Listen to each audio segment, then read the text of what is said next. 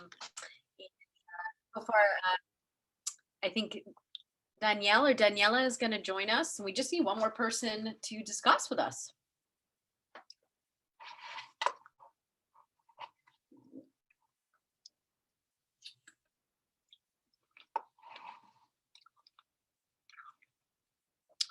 Franco, it wouldn't be a Wednesday if we didn't have you involved somehow, right? I mean, you're part of our Wednesday crew. Should we let's get going. What Franco and Daniela, you guys and I want to make sure I'm saying your name right. Is it Danielle or Daniela? Andrew, no worries. Yeah, body Wi-Fi is tough. Thanks, Danielle. Oh, hi. Hi, everyone. I'm trying to connect with my computer as well so I can open my camera. But first of all, good morning. And yeah, basically, it has a different pronunciation in English and Portuguese, so Daniela is fine. It's kind of the same. And yeah, I'm a medical student from Brazil. Very happy to be here and learn a lot from everyone. Thanks, Daniela. All right, and Franco, if you want to say hi to the crew, we'll get started and hear from Rafa. Hi, everybody. I'm Franco. For the ones that don't know me, I am from Peru, and I love to discuss cases. I really want to tell everybody that please volunteer to discuss. It's amazing, and you'll learn a lot. All right. Without further ado, Rafa, you can kick us off. And okay. Daniela, you and I can pair up and share our thoughts after the first part, and then we'll trade off and let Zavan and Franco do so. Okay, so this is a human Jack's case, but actually another Brazilian doctor. This will be interesting. So we have a 34-year-old male with odynophagia and fever, and that's the end of the article. Was it dysphagia? Odynophagia? No, odynophagia. Yes, odynophagia and fever. Okay. Daniela, do you want to share your thoughts on those chief concerns? I actually have a question. What does odynophagia mean? I'm not familiar with the term yet. Yeah, it means painful swallowing. Oh, okay. I'm not really sure actually, but I think with this symptom, we could consider something that could be obstructing the passage of food and anything else that could relate to that area of our body. So for example, it could be maybe an inflammation of the esophagus, or something that could be irritating whenever food passes through that area. Or it could be maybe a nodule or some kind of obstruction, and that could be a lot of things, and it could also be in different parts. So that would be interesting to analyze if a patient has it only when eating certain types of food, and if there is any I forgot the name in Portuguese, but if the swallowing of the food is happening properly, and with the fever associated, I would be kind of aware and just trying to find any focus of infection that could be explaining the symptoms. Yeah, I think that. Yeah. I love it, Daniela. Just you already picked out some very pertinent additional information that we'll want from the story. And I'll just break down the great questions that I hope we'll get the answers to. like, what is it and where is it in the act of swallowing that it's hurting? Because if we think about it, swallowing, requires getting food into the mouth through the posterior oropharynx, which has a lot of different components that can be inflamed and hurt for some reason, including the tonsils, including the very back of the tongue, the soft palate, and then even right back in the very posterior oropharynx at the back of the throat, down to the upper and then middle esophagus into the stomach. So I just like the concept of, oh, where is it actually hurting and what part of swallowing? We can actually ask, hey, when you're swallowing something, what's happening? I also like the consideration of kind of, is the swallowing otherwise difficult besides it being painful? The medical word in English that I think you're looking for is dysphagia, which is difficulty swallowing. So besides it hurting, does it actually feel like liquid or solid is actually getting stuck and having difficulty moving down?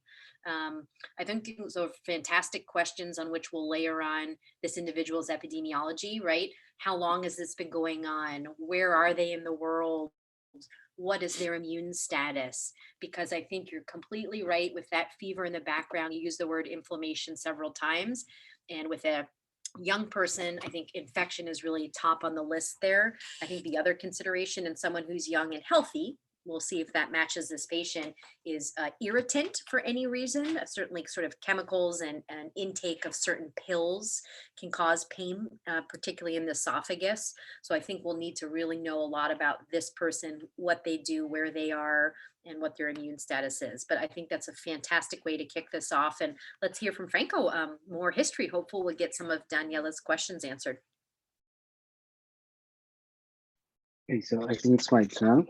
Well, or is Rafa is going to give you more history? I didn't get it. Me neither. Steph, does Rafa is going to give more previous medical history, or I haven't discussed? Sorry about that. I misspoke. No worries. Go, Rafa. Okay, so as I said before, this is a 34-year-old male that presented with 5 days of odynophagia and fever, 39 Celsius. And after 2 days of symptoms, he was seen by his primary care physician and prescribed azithromycin. He noted improvement of his throat pain, but the fever persisted. On the day of the admission, he also developed abdominal pain and sought the ER. When it comes to the further reveal of symptoms, this patient has an abdominal pain that is described as due of insidious onset and progressive worsening to now severe at presentation. It was initially diffuse with gradual localization at the lower right quadrant and no relationship with meals or fasting. And he noticed nausea and hyperexia without vomiting. And that's the end of the aliquot.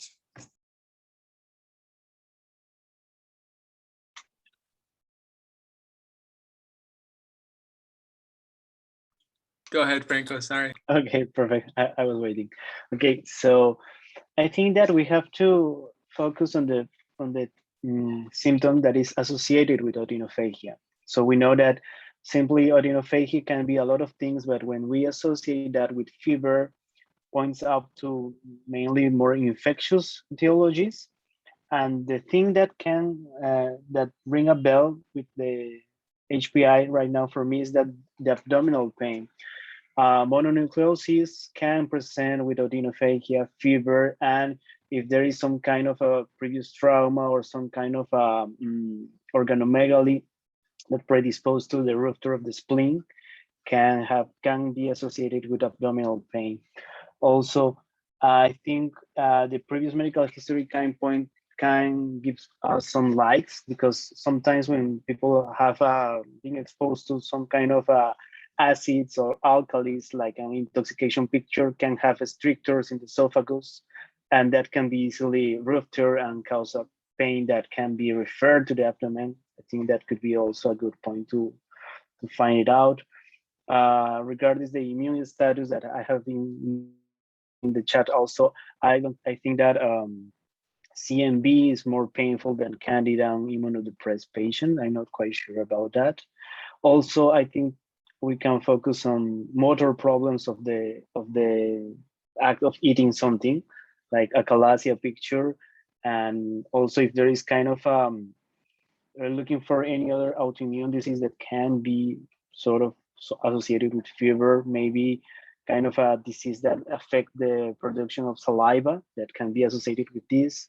Also, I don't know the timing of the odynophagia. Maybe this is in the morning and there is some kind of persons that can have a GERD and they have like the symptoms of the GERD and they start eating something after that and that causes the pain. I think that are some kind of pictures that I will to find. The abdominal pain points me to the direction of infectious mononucleosis.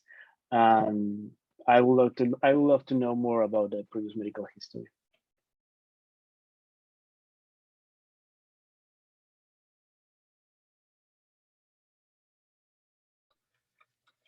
Thank you, Franco. That was excellent. A lot of the same thoughts I was having. I just want to say, I don't know if this chat went through to the right people, but I realized that I had forgotten to disable the waiting room, and some people just now are joining us.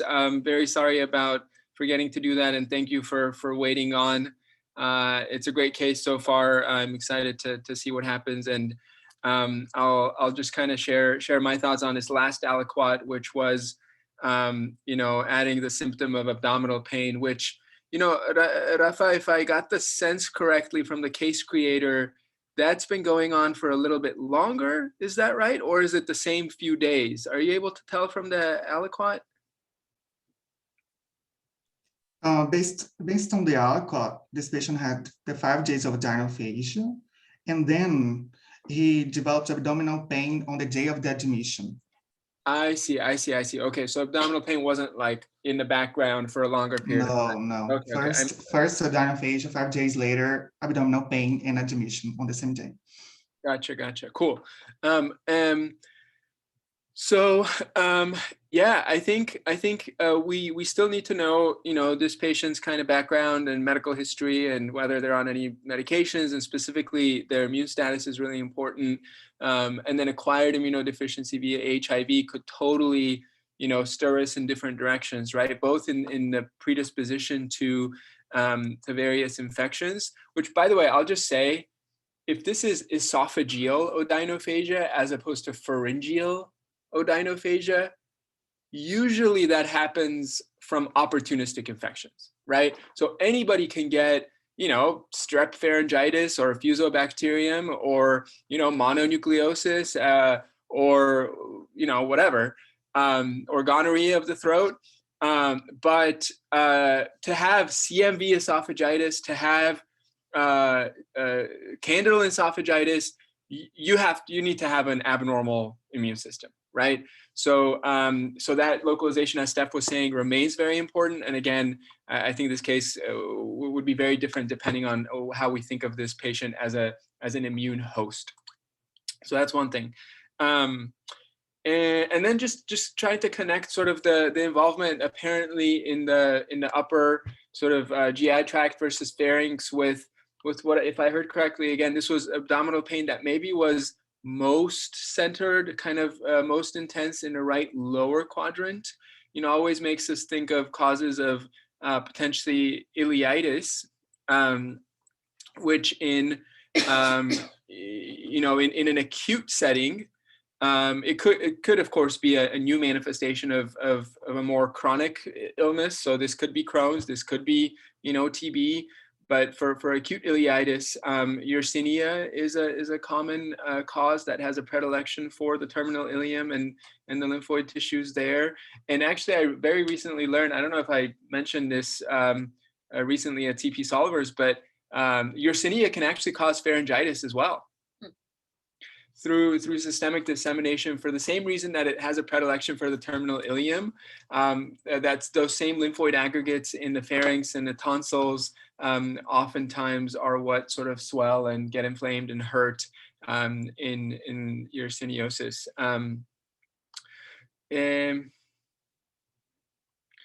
Okay, otherwise I think Franco covered all the other bases, and we can probably just move on and get the rest of the history and the physical exam. Or actually, I guess whatever, Rafael, just whatever wherever the aliquots take us in the case. I know it's not your primary case.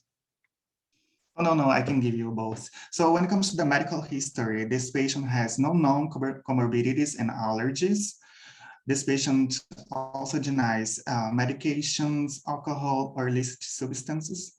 This patient had a spontaneous pneumothorax on the right, draining 5 years before, and no antecedent of recent travels or unusual activities. And this patient also denies prior surgical history. When it comes to the physical exam, this patient has a 36.9 Celsius of temperature, heart rate 133, respiratory rate, heart rate 113, respiratory rate 16, blood pressure 100/80, and he's saturating 100% on room air. When it comes to, generally speaking, this patient is acutely ill appearing, in moderate distress, alert, and fully oriented. His HEENT exam shows adequate dentition without significant findings. Respiratory and cardiovascular exams are both normal, besides the tachycardia. When it comes to the abdomen, it's plain, normal tonus, tender to palpation of right iliac fossa with guarding. And this patient has a Bloomberg positive and a Rovsing positive maneuvers. And when it comes to the extremities, there is adequate perfusion without edema or skin changes. And that's the end of the aliquot.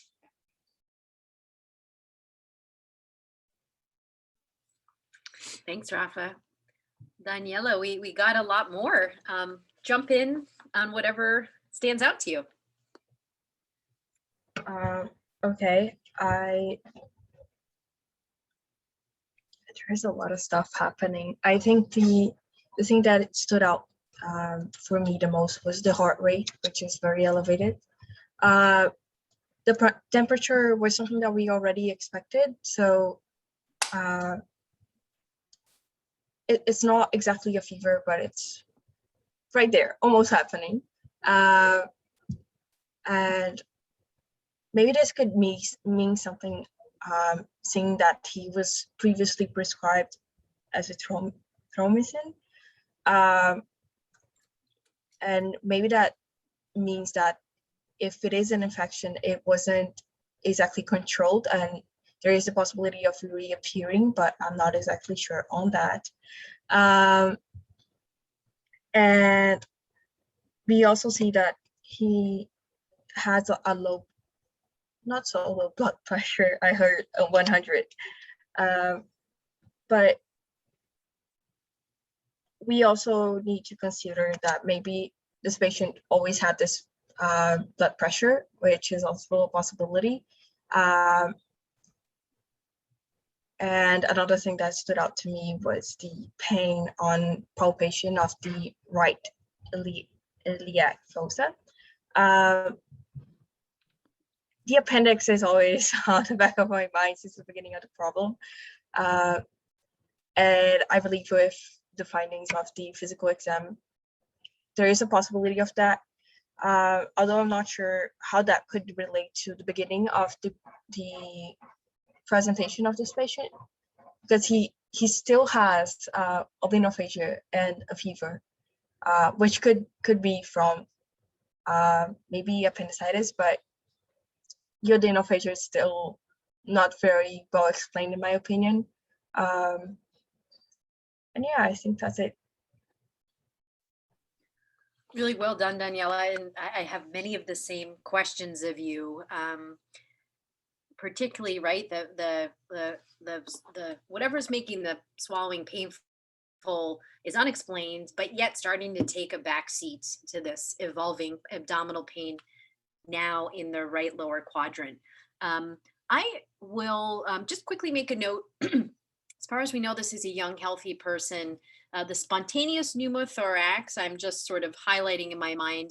I'm not too worried about that right now. It's right common enough in young, particularly older, or excuse me, taller people to just have a spontaneous primary pneumothorax. I don't think we're getting a sign that there's a secondary reason. This person could have had that from structural lung disease, for example. So I'm pretty much thinking this person is quite healthy right now. So that brings us back to this right lower quadrant pain with recent fever and what goes into that. Franco and Zavin built a nice kind of differential diagnosis for us on starting to think of right lower quadrant etiologies, including appendiceal inflammation, certainly the ileal also. And I just want to make a quick comment on some of the physical exam findings we're seeing. I don't know where Blumberg sign is, so hopefully someone from the chat or anyone else out there, maybe Zavin or Franco, know what that is. It is the same as rebound tenderness. Oh, okay. So putting together rebound tenderness and Rob Singh's sign, we're really talking about this person having a peritoneal signs. That whatever is inflamed in their abdomen is now inflamed enough that it's irritating the peritoneum, the lining of the abdomen, and actually localizing in the area that is irritated. Rob Singh's sign is when touching the left lower quadrant actually makes the right lower quadrant hurt. And it's purely through the sort of somatic innervation of the musculature irritating the peritoneum all the way over on the opposite side where it's hurting. Same thing with rebound tenderness. What we're talking about is an abdominal process now that's actually irritated enough to bother the peritoneum and cause these signs that are kind of showing that there's indication there. So that brings us down to, what could this be? We've talked already about some of the sort of luminal etiologies. I think complications of those. So if in fact now there's perforation or an abscess in that area of a process that's been evolving over a few days is very important. And that heart rate really wants us to work pretty quickly to figure out what this is, particularly where and what. And we've come up with a nice infectious differential diagnosis, including Yersinia, but could just common gut organisms too that can cause appendicitis with the kind of fecalith impaction there. Let's for time sort of maybe move ahead. A quick question for you, Daniela. Is there any study that you really think this guy needs just based on the exam and the story we have so far? I actually had a breakthrough in my head while you were talking and commenting on the case. It began as pain with swallowing, and now we have moved over to the basically kind of like the protocol when you have abdominal pain, acute abdominal pain, which could be up to a week. And whenever we go into that area, I always remember this class that I had with one of my professors, and we had a whole class on specifically acute abdominal pain. And he always said, imagine that you don't have any resources and that you have to deal with this patient. What could we do for them? How could we help? And usually if we don't have much structure or resources, we could do an X-ray and an ultrasound. What if we have more? And that was something that I asked him during our test, that we had a case, and I was like, where am I? Do I have all the resources that I could have for this patient? And if I did, I would order a CT scan. I think it would be interesting to see what is happening inside the patient. I just think, thank you for sort of grounding us in what we might want to figure out what's going on and what might be available to us, in addition to sort of checking his abdomen over and over. Really, really well put. Thank you. Rafa, we'll turn it back to you for more info.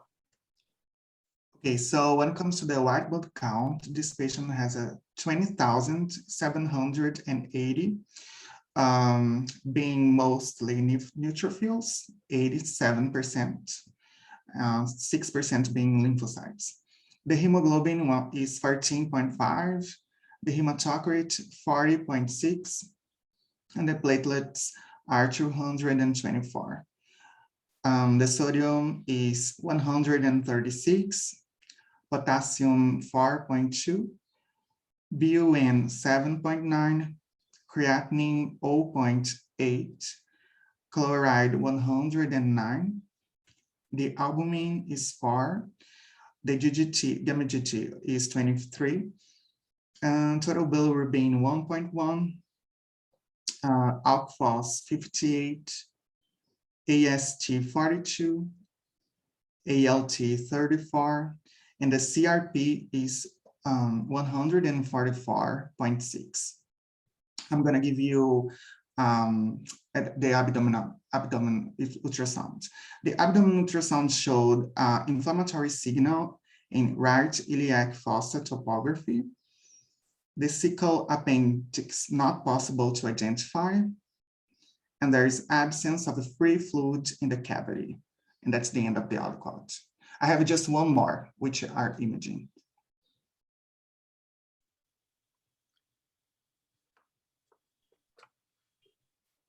Okay, so right now we are just focusing on the abdominal pain. We are kind of in the point that we have a pretest probability of an appendicitis that is going on, and we have to decide what we are going to do in order to increase our probability of that diagnosis, what kind of a better additional exam we can perform. Based on what we have just reserved, we have just seen the likelihood of appendicitis. The patient has an Alvarado score like really high because points or every other points. We did an ultrasound, but the ultrasound doesn't have a good sensibility and specificity compared to an abdominal CT for appendicitis. So I think that given the point that we have a typical presentation of an appendicular pain or case there, we're definitely going to head up for the tomography for the abdominal CT in order to find out if this is something that is right in the appendix and regular appendicitis that was triggered because of an infectious disease. We have to remember that one of the most common etiologies of appendicitis could be lymphoid hyperplasia that can be reactive to certain kind of infectious, viral ones, bacterial ones. There is also the possibility of having the Yersinia that rings bells over here because the pharyngeal and the false appendicitis sort of diagnosis. Pretty much giving kind of including the previous medical history. If the patient is like from Brazil that Rafa told in the first hand, one of the most common causes of spontaneous pneumothorax could be bullae that have developed due to a tuberculosis.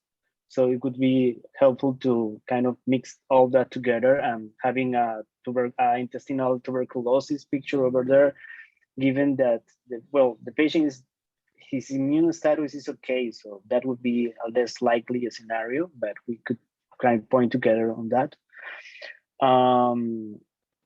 I think that we are in the point that we are going to go for the CT. I have nothing more to say.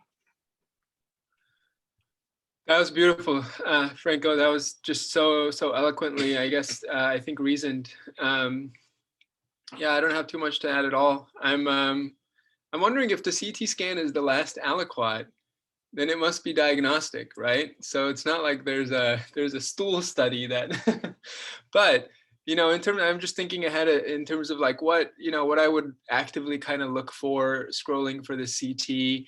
Obviously there's going to be some inflammation in the right lower quadrant, right? Like there's going to be some probably wall thickening, distension of the ileocecal region, potentially some fat stranding around it. The ultrasound is decent at seeing at least free peritoneal fluid, right? But if there was like some gas in the way that they just couldn't visualize that area, that it could even miss that. It could miss an abscess. It could miss all those things. But importantly, the radiology doesn't tell you the etiology, right? It just localizes and kind of describes the gross anatomy of the I guess the gross pathology, but again, like whether it's appendicitis versus pseudoappendicitis, it may not differentiate. Now, if it shows a big distended, big old appendix, like, you know, with the fecal lith, like that's a different story. That would be very helpful, right? But if the signs are more non-specific, it may not. Now, what might give you a clue is the findings outside of the right lower quadrant, right? So if there's more diffuse colitis, then you might start thinking more about, you know, like infectious causes that have been already mentioned, like TB, like Yersinia, or potentially a new presentation of IBD or something like that, right? That's the only thing that I would have to add, is just sort of like trying to imagine what I would kind of actively look for on the CT, and what would help shift the diagnosis. But let's just hear it, and then we'll have hopefully a couple of minutes for reflections. What did the CT scan show, Rafael? Okay, so the abdomen CT showed diffuse thickening of the right column wall, particularly the cecum, associated with subtle adjacent fat densification. And there was also prominent right iliac fossa lymph node enlargement, and the cecal appendix without signs of acute inflammation. And on further hospital course, this patient developed diarrhea while under observation at ER, and blood and stool cultures were drawn and revealed the final diagnosis.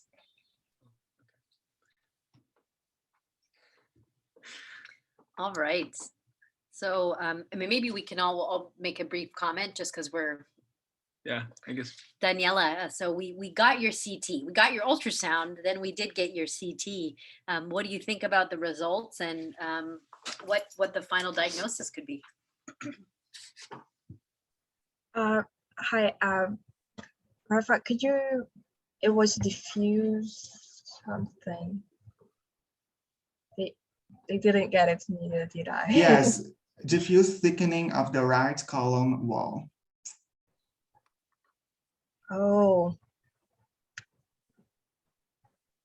I don't remember what it was, but yeah, some people were mentioning Crohn in chat, and I remember there was 2 different pathologies. So there was one that affects more the column, and the other that affects another region of the intestine. So I think that could be a possibility.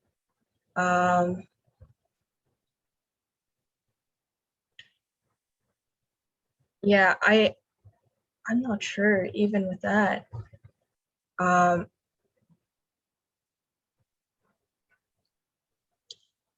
But I think that at least we have already eliminated the possibility of appendicitis, and it's specific to the colon wall.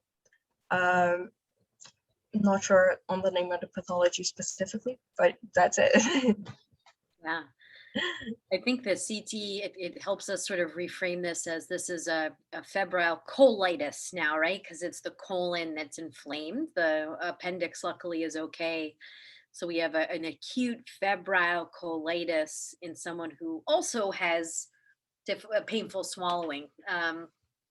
So how do we put that together? I think we're very much still in the infectious category, and we've had a nice discussion of bacterial causes, including the yersiniosis. We talked about viral etiologies, a lot more in the context of sort of sore throat.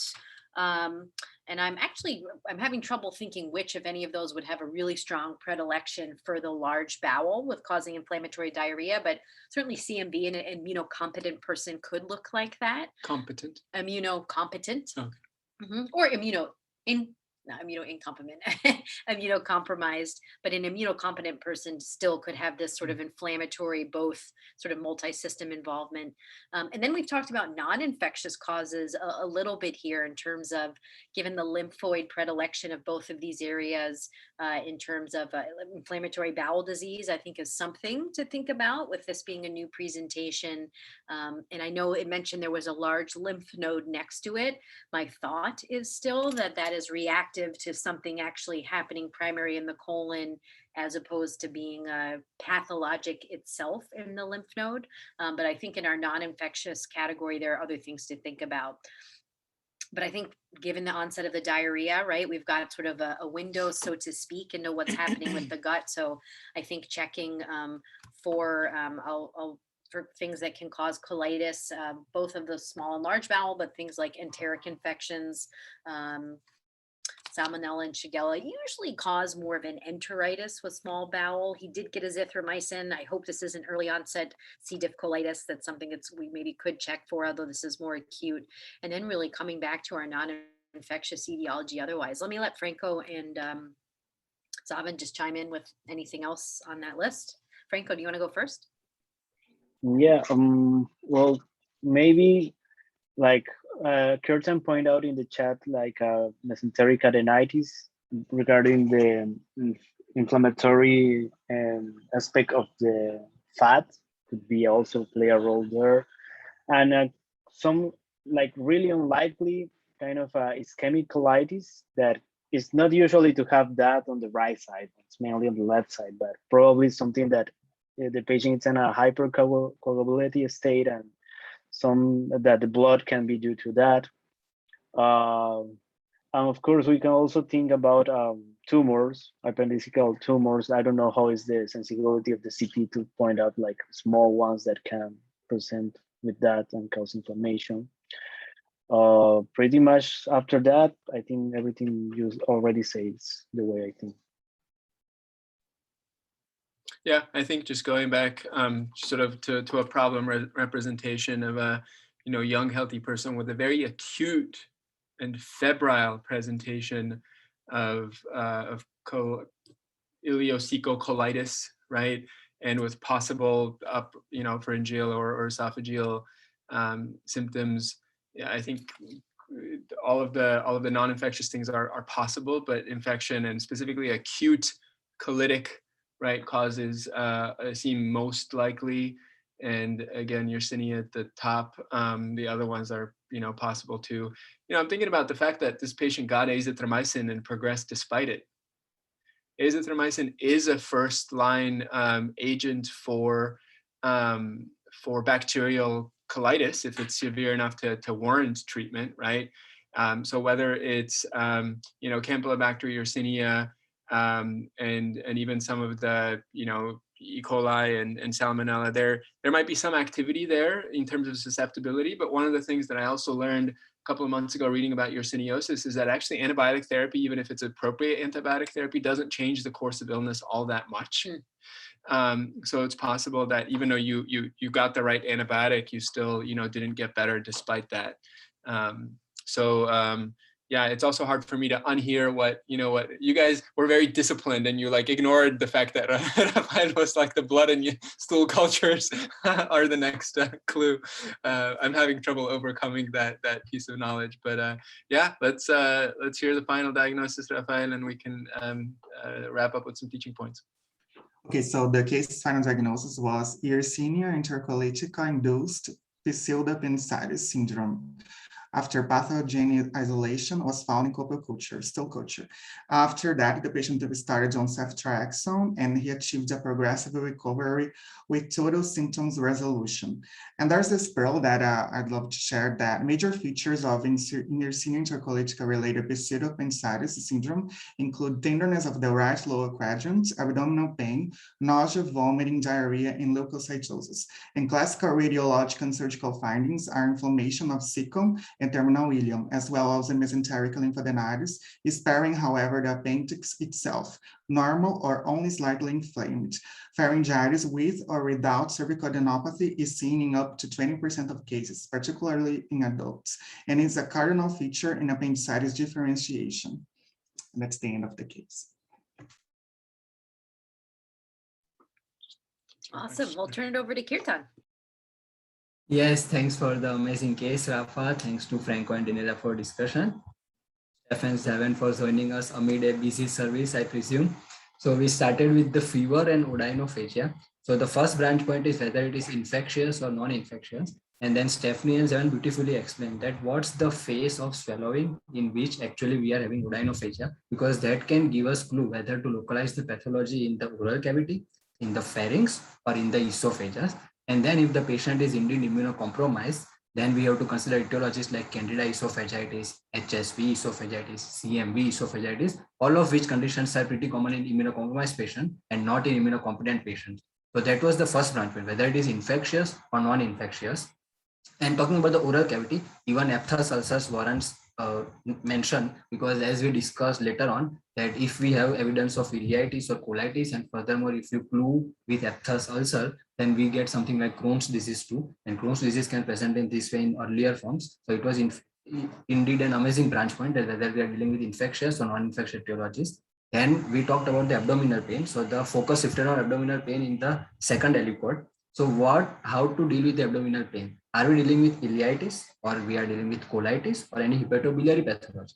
The fact that we had positive Rowsing sign, rebound tenderness, rigidity, and evidence of inflammation on imaging studies in the right lower quadrant, definitely our concern was for appendicitis. But now the task upon us is to find out the cause of appendicitis. I mean, what can cause appendicitis? So Stephanie told us that what if it is indeed appendicolic? And then Zevan told us that what about the infections which can trigger the appendicitis? So all these infections like Salmonella, Shigella, Yersinia, and in Yersinia to be specific, two entities, Yersinia pseudotuberculosis and Yersinia enterocolitica, both of them have propensity to cause mesenteric adenitis as well as ileitis, both of which can mimic the inflammatory bowel disease on imaging studies, on lab studies, as well as on the examination. So it's kind of, perfect mimicker for appendicitis. So if we want to put everything together, then we started with the odynophagia, then we moved to the abdominal pain. And if we want to, do a quick summary of how to combine them together, and I still remember one amazing NEJM case was published a few months back in the CPS section, in which whenever there is a concern for odynophagia, then in that case, the discussion was there. That what are the infections which can cause odynophagia apart from the classic infections we discussed earlier? So three entities were there. So one was leptospirosis, another one was yersiniosis, and final one was anthrax. And if you think about it, all those three of entities can even cause abdominal pain in one way or another. Leptospirosis can cause abdominal pain because of hepatic or renal failure, whereas yersiniosis would cause it by virtue of adenitis, appendicitis, or pseudoappendicitis. And anthrax, as we know, can cause anything, including hemorrhagic peritonitis. So it was amazing pearl in that case that how these three infections we often miss on odynophagia, but Zevan was astute enough that within like first few minutes, Zevan pointed out that how Yersinia can cause this. So amazing case, I learned a lot. Now I will never forget that what can mimic appendicitis. Thank you so much, Zevan, Franco, Daniela, and Stephanie for that amazing discussion. And do you have any final remark? Thank you, everyone. Kirtan, that was a beautiful summary, as usual. Thanks again to the discussants. Y'all were awesome to learn with. Thank you for volunteering, and hope you and others will continue to do so. And thanks, of course, Rafael, for presenting the case. Have a great week, everybody. Bye. Bye.